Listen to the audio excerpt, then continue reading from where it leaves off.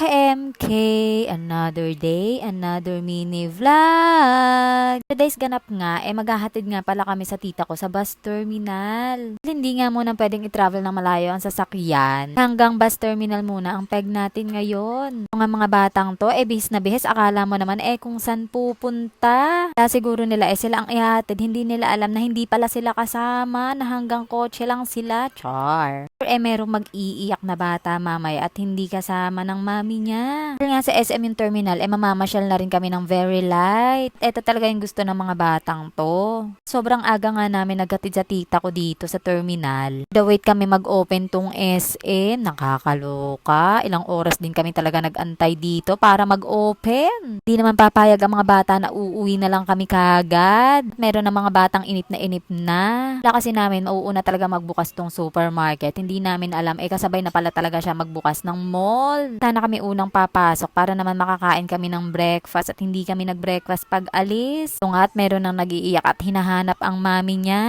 Titigil din yan pag nakapunta siya sa favorite play area niya. Meron namang isang bata na talagang natulog na sa sobrang inip. Ayan, anak pa mo, ginusto mo yan char. Konting oras na nga lang naman, magbubukas na ang mall. Kuya namin, talagang inip na din talaga at gusto nang makapasok at gusto nang kumain. Nakakaloka. At nakapasok na kami sa loob, ang mga bata hindi magkaintindihan kung saan pupunta. Ito sa mga bata, pumunta muna kami sa dep store at meron lang akong titingnan. Hindi nagkanya-kanyang kuha ng stroller at gusto daw nilang bumili ng stroller bag. Baka naman, may mag-sponsor dyan. Thank you in advance agad, char. Meron nga nagustuhan si Crane bag. Yung ba talaga o ang mami MK nyo? Sa kanya hindi muna kami bibili ng bag niya ngayon at ang daddy nga niya ang bibili pag umuwi na. Rin talaga sa kanya yung stroller bag kasi medyo marami siyang dala at mabigat. Siyempre sa pagkain pa lang niya ng 9 AM to lunch ang dami at mabigat na. At tinesting talaga niya yung gusto niyang bag. Puti na nga lang at kaya pang pakiusapan si kuya na hindi muna kami bibili at magkano rin naman yun. Pa rin naman kasi talaga siyang bag sa bahay. O diba, wais na misis yan, char. Naman kasi yung mga gamit niya hindi naman masyado nagagamit. Kaya yun muna yung gagamitin namin. Sa kanya tipid-tipid muna kami at talagang mahal ang mga bilihin ngayon. Tante naman marami kang baon everyday, char. Kit nga nakikiagaw na rin at gusto rin bumili ng stroller bag. Kasi sa kanya hindi pa naman ikaw papasok at napakaliit mo pat bata pa masyado. Kasi talaga siya sa mga cars na bag. Man, ang gaganda talaga masyado. Nga namin tumingin, pumunta na kami dito sa pinaka-favorite nilang area. So, ang paglalaro, actually pati nga matatanda nag-e-enjoy din. Ako nga pala yung mga nagagwapuhang kong pinsan. Maraming salamat sa inyo at sinamahan nyo yung mga batang makukulit na yan sa paglalaro. Kasi sila pare-parehas ng gusto.